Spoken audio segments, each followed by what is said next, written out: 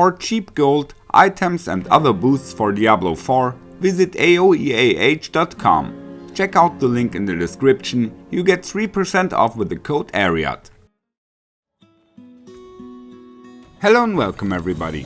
After spending several hours on the test server, I can say that the near future of Diablo 4 looks quite promising. The new seasonal content strongly reminds me of Season 2 with the vampiric powers, which was one of the most popular seasons. This time, players will level up various witchcrafts, placed and combined in a special board. The armory was already usable on the PTR. You can save up to 5 different builds or settings per character, and name them individually. This is fantastic and would have saved me lots of time in the past. Some new runes will be added to the game, and we will get some gems that can be socketed into jewelry and interact with the witchcrafts. Additionally, there are some changes to the skill trees. With the mage, for example, passive nodes like Inner Flame or Icy Touch will now work for all elements, and in the barbarian's paragon system, the legendary Weapon Master node will receive a damage bonus. A link to the patch notes is in the description below, where you can check out all the changes for your favorite class in detail. For the sorcerer, 2 new focuses will bring back a fan favorite build, Ball Lightning. With Okun's Catalyst, you'll be able to play the build as before, unleashing countless ball lightnings that orbit the character and deal devastating damage. The aspect that previously triggered this effect has been removed, but the new focus adds 2 additional perks. Ball lightnings can now be cast while moving, and with a static field you can pass through mobs unhindered. Strike of Stormhorn on the other hand lets you fire ball lightnings at enemies, which explode on impact and spray some area damage. The projectile speed gets significantly increased, and instead of a chance to cast projectiles twice, there is now a chance to unleash a Super Ball Lightning. Super Ball Lightnings are larger, deal more damage, have an increased lucky hit chance, and cause longer stuns. Both focuses grant extra ranks to Ball Lightning as well, and with additional skill points from boots, ring, helmet, gloves and potentially even the amulet, skill levels of over 40 are possible. I've tested both playstyles yet.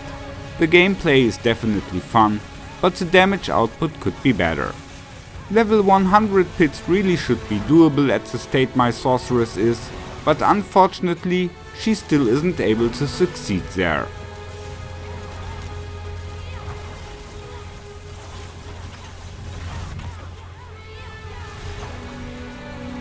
The barbarian also gets a very cool new item, the Mantle of Mountain's Fury.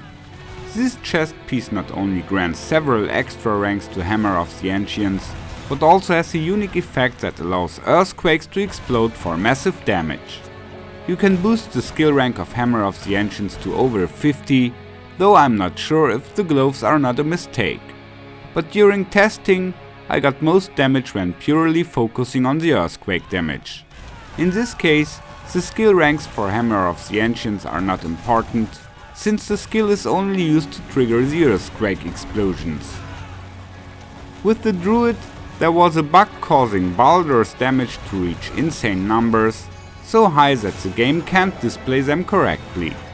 Instead, the game shows an extremely high number in the negative range. I guess the bug is due to the poison damage again, but of course it will get fixed, so it's hard to predict how strong this will be without it. Necromancers can be very happy, as there are new blood builds dealing significant damage, even against bosses. This could make the class much more attractive again in the upcoming season.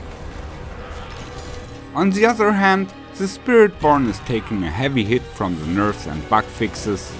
The Rod of Kepelike gets significantly weakened, maximum resolve is removed from the temper recipes, and the Necro Temper bug is also gone.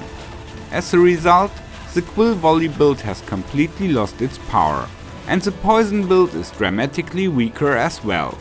I wasn't able to clear a level 100 pit with either build, so Spirit-born players will need to come up with new ideas for the next season. At the moment many players try out the Path of Exile 2 beta, and to broaden my horizons, I've purchased it as well. I'll soon make a comparison video where I'll evaluate the strengths and weaknesses of both games and provide an objective analysis as well as my personal opinion. Of course I'll consider that PoE 2 is still in beta, while Diablo 4 has been out for a year and a half. Aspects like endgame content and build variety can't really be compared yet, but the core mechanics and gameplay feelings can. One thing I can already say, PoE 2 is an excellent game which does lots of things right. But there are also several points where I personally prefer Diablo's idea of how getting things done. In the long run this could lead to an exciting rivalry between the two games, which is a good thing, as competition fosters improvement. The PTR showed that Blizzard is moving into the right direction yet, but there is still work to be done on the balancing. So maybe it's a good thing that the current season is still running so long, as this gives the developers more time to prepare Season 7. I say goodbye at this point, take care and may the loot be with you.